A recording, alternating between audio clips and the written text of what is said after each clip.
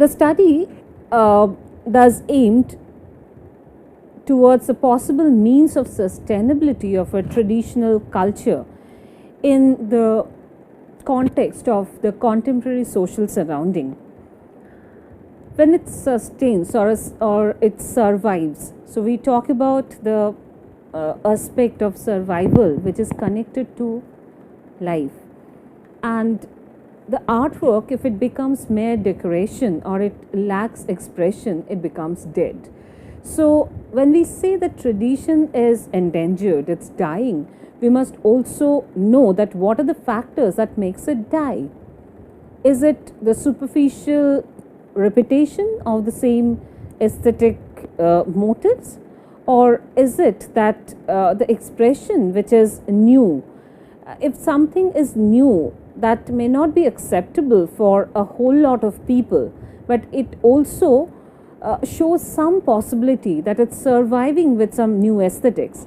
But if we keep on repeating certain artwork, that may lose its soul and die some untimely death.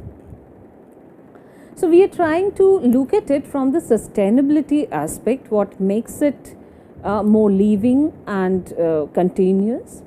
And when we see that this particular tradition is living for so long without any patronage as such, it has certain qualities that we must hold confidence on this particular tradition, that it's living on its own without any patronage, so it has a capacity of survival of its own, and we must identify those qualities that made it live such a long life. In that context, the study will focus and scrutinize on the existing traditional and contemporary practices, as well as the existence of contemporary elements in introspection to time-bound obligations within the contemporary range of a traditional practice. Regional and vernacular paintings, which are zone-based, that is a tradition in India which is endangered, of course, but in search of the survival of an alternative condition to match the need of time is something that will be concluded with some proper knowledge. So when we say that the survival of the vernacular practices are one of our concern, we must also see that what are the other alternatives that is taking its place, and how relevant they are, and how the thread is continued through continuity.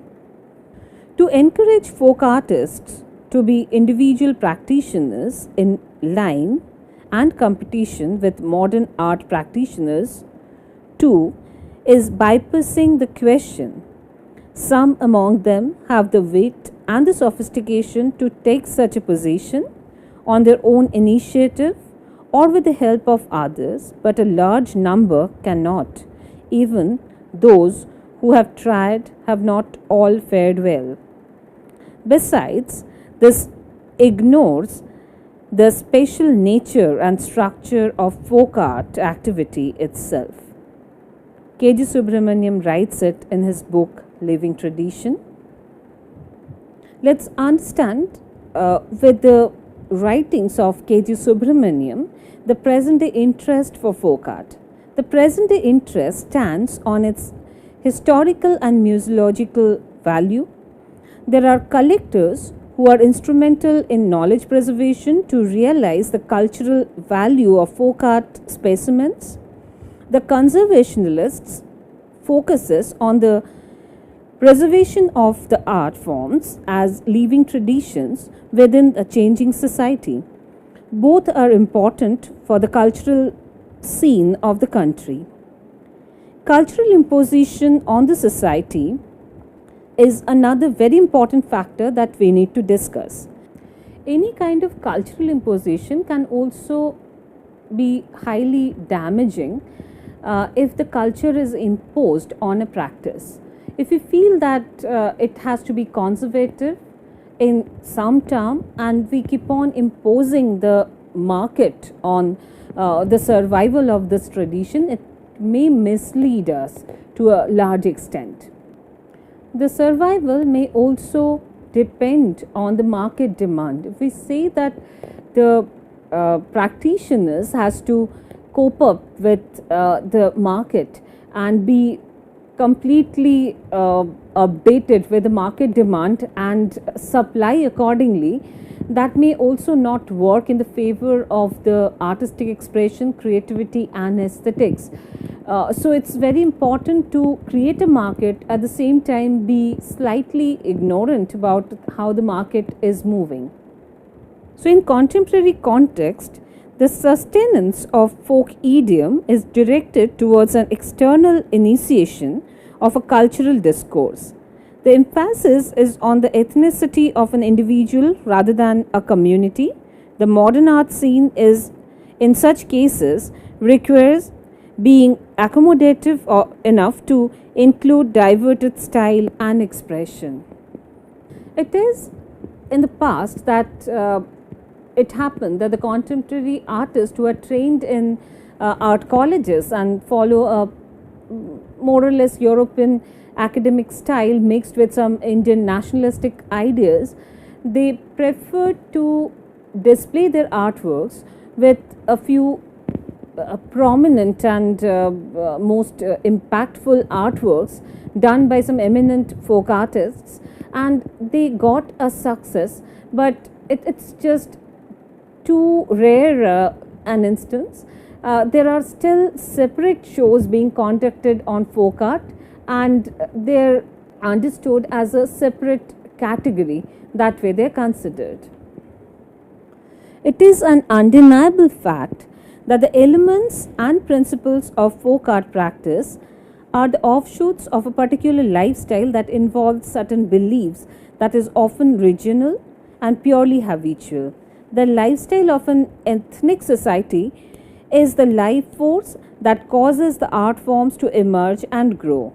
To find the place and justify the role of such cultural practices in today's society and culture, it requires a scrutiny to the guiding factors that determines its life.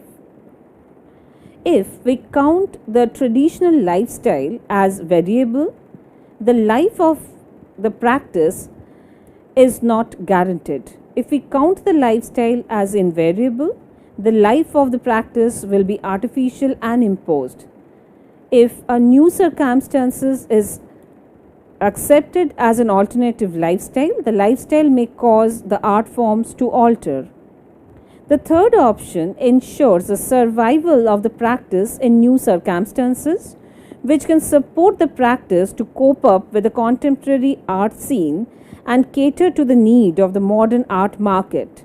But to appreciate the new art forms as an outcome of an alternative condition, the society also needs adequate preparation. Although there is a relevant place of ancient texts in the contemporary subject matters, in terms of its value and the core ethics, it's also something that the ethnomaniac conditions may destroy the flow to a large extent. So, in a way, the practice that was restricted to the woman of Madhubani for centuries and now for the last 2 decades showing signs of change, with male members of the community taking up as professions, indicates the freedom that they have enjoyed, being free from the ritualistic restraints, yet having a free access to the traditional symbols and icons to maintain the stylistic identity. It also describes the difference in style based on a caste system, that how the styles are facing reconciliation in contemporary expression. Wall paintings from the state of Jharkhand, on the other hand, is filled up with primitive and tribal elements in spite of many similarities with Madhubani in the ephemeral art forms. The images are spontaneous and rich in tribal aesthetics but vastly unexplored, as a surviving tradition that is centered on age-old Jadupatiya, and their Yamapata. In Bengal, what we see that the Patuas, they are also undergoing this kind of an evolution where their practice started with a very different purpose of its own, that was primarily to educate the community, the common people, with the moral values that are conveyed through the ancient texts and ancient religious texts often. And then slowly it moved into a very different direction with some connection where we see that it worked as the replacement of texts for the illiterates who couldn't read or write. So in the condition where somebody is not able to read the texts in because of the language constraints, the images came handy to express the ideas of the stories. So most of the time what we see that the Patachitrakars of Bengal, they underwent a very unique condition where they were mostly depicting the stories with their songs. They created lyrics, they sang all those songs. At the same time, they illustrated the pictures. They just made a kind of a graphic formation to depict all the stories and the moral values. They instigate certain kind of moral values to the common people, because most of the time the audiences were the women of the regular household in the absence of the men members of the community. So most of the time the subjects were to instigate certain moral ethics that was not very female friendly, but they were the thing that was depicted by their saying. And slowly their themes included lots of secular subject matters which are connected to the social scandals, the social stories, and different themes which are more popular.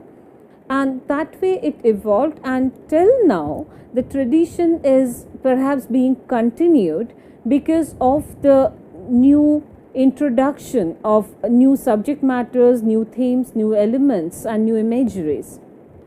So with that, we are going to move to the next chapter, which is connected to this particular topic, which is about the contemporary practice, the nature of it. And I'll try to make you familiar with some of the artworks which are made in the recent time, and you can then make out how different they are from the earlier one, but at the same time there's a root that creates a connection of from the past to the present, and you can also track the evolution in a very smooth manner.